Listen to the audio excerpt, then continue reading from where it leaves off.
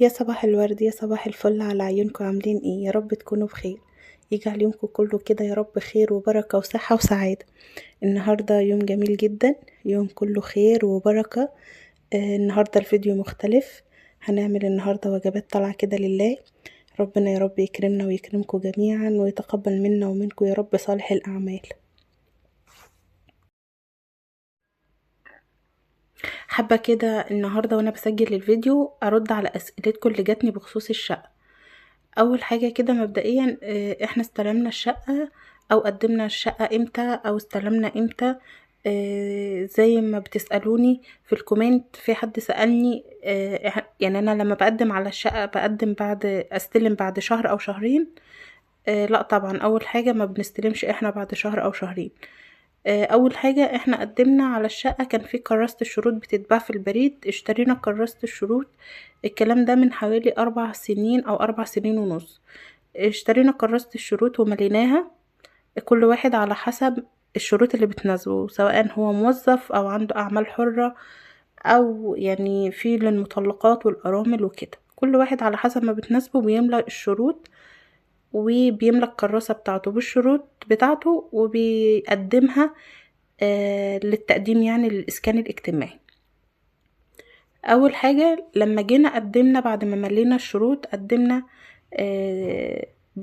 ب14,000 أو 15,000 كان ساعتها التقديم. فقدمنا على الشقة وبقينا بعد ما قدمنا ملينا الشروط وقدمنا في الإسكان الاجتماعي وكده بالمبلغ اللي هو 14 أو 15,000. بعديها بقينا كل 3 شهور بندفع 2000 جنيه، كل 3 شهور ندفع 2000 جنيه لغاية 3 سنين أو سنتين ونص، يعني دخلنا في حوالي 3 سنين وقتها.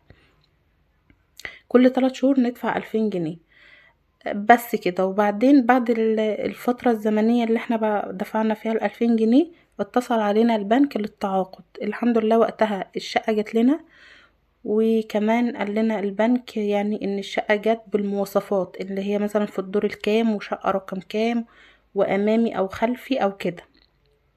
وقتها بس لما بتروحي البنك بتعرفي الشقة بتاعتك فين وازاي وكده. بيطلب منك البنك مبلغ، ايا كان المبلغ، كل واحد على حسب هو موظف، هو عنده اعمال حرة، هو يعني في المطلقات والارامل وكده. تمام. بس انا بالنسبة لجوزي كان موظف، فهو موظف. فطبعا هو موظف ليه مرتب شهري، فبيبقى على حسب المدة الزمنية بتاعته اللي هيبقى فاضله كام سنة ويطلع على المعاش. فمن هنا بيحددوا المبلغ اللي البنك بيطلبه، وبيحددوا المبلغ اللي هيدفعه بعد كده، اللي هو المفروض الإيجار أو القسط بتاع الشقة، احنا بنسميه كده. تمام. آه وقتها بقى اتعاقدنا مع البنك ودفعنا حوالي 25,000 بس.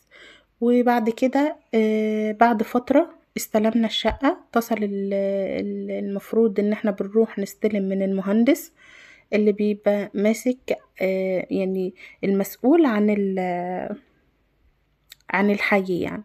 فروحنا يعني استلمنا الشقة، وبعد ما استلمنا بقينا بندفع القسط الشهري كل شهر حوالي 1800 جنيه. تمام. زي ما قلت لكم كل واحد بيحسبوله على المدة الزمنية، قد ايه هيدفع وقد ايه البنك هياخد منه. كل واحد غير التاني، احنا مش زي بعض، عشان بس نبقى واضحين وفاهمين. عشان الناس مفكرة ان كل واحد بنقدم زي بعض، هو بنقدم زي بعض كان وقتها. وكمان الناس مفكرة، في ناس مفكرة ان هي لما تقدم دلوقتي زي ما احنا قدمنا. لا لا، يعني لا طبعا. بيختلف التقديم. حتى كراسة الشروط بقت بتختلف دلوقتي، بقت بسعر تاني غير ما احنا كنا شاريينها. التقديم بيختلف دلوقتي، يعني احنا دفعنا ال14,000 دلوقتي تقريبا ممكن يبقى حاجة و30 أو 50 على حسب. وكمان عند البنك بيختلف دلوقتي، البنك ممكن يطلب مبلغ.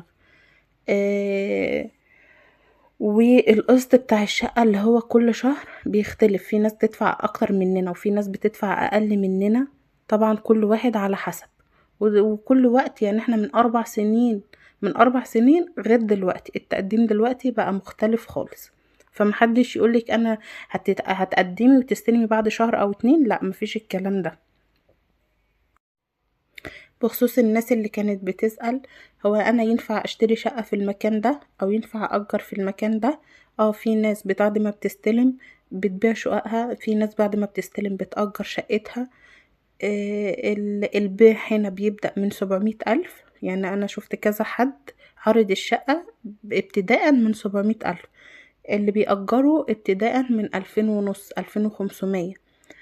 في ناس بتأجر، وفي ناس بتبيع الشقق. وفي كمان ناس بتسألني على المحلات شراء بكام وإيجار بكام. شراء بتبقى غالية جدا، بتعدي يعني أكتر من 1,000,000. والإيجار بيبدأ من 15,000 المحلات هنا.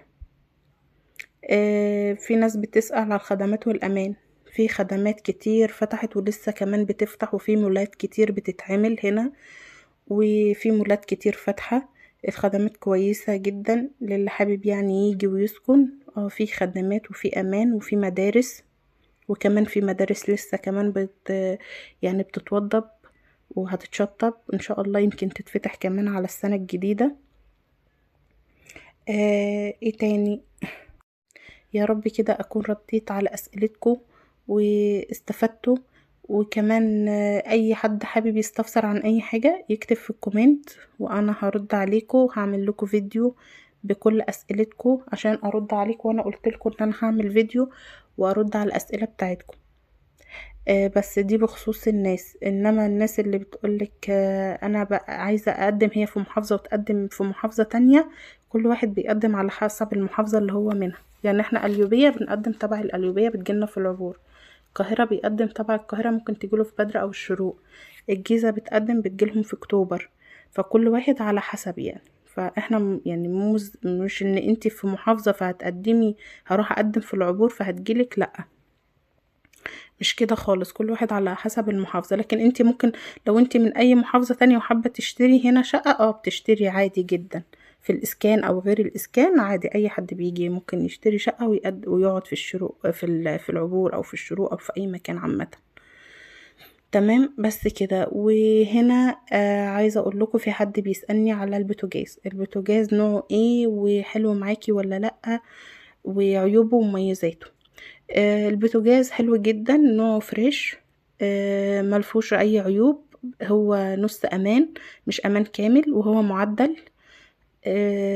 النار بتاعته كويسة جدا.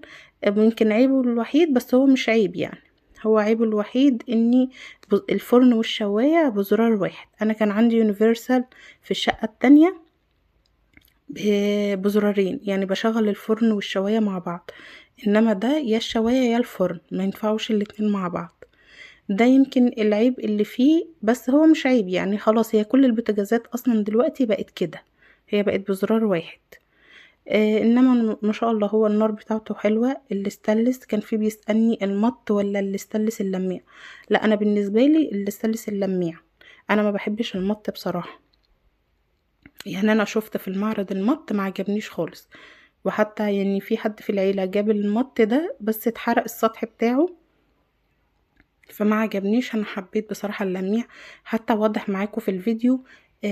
يعني الاستعمال بتاعه واللمعة بتاعته لما باجي اغسله كده بينضف بسهولة وبيبقى شكله حلو، اللمعة بتاعته حلو.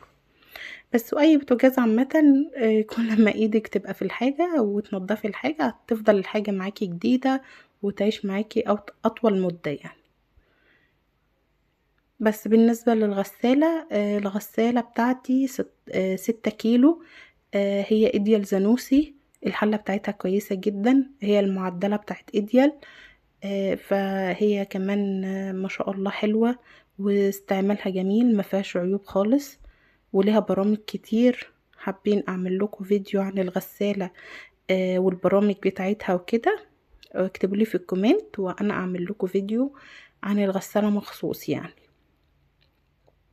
والنهاردة كان يومنا جميل جدا، ويومنا كله طاقة إيجابية وسعادة وفرحة كده يا رب. يتقبل مننا ومنكم يا رب صالح الأعمال. والنهاردة كان يوم الخير. عملت الرز كده تحفة جدا، وعملت الفراخ مشوية في الفرن، يا رب كده صحة وهنا على قلوب الناس كلها يا رب. خلصنا بقى كده الفراخ وخلصنا الرز، وهنعبي بقى ايه الوجبات بتاعتنا، وهننزل كده ربنا يكتب لنا الخير، وكل اللي ليه نصيب في حاجة هياخدها ويشوفها. وده كان يومنا النهاردة، وده كان الفيديو بتاعنا. يا رب يكون الفيديو عجبكم ورديت على كل أسئلتكم، واشوفكم في فيديو جديد ويوم جديد وروتين جديد مع شيماء يزيد والعبور الجديدة. والسلام عليكم ورحمة الله.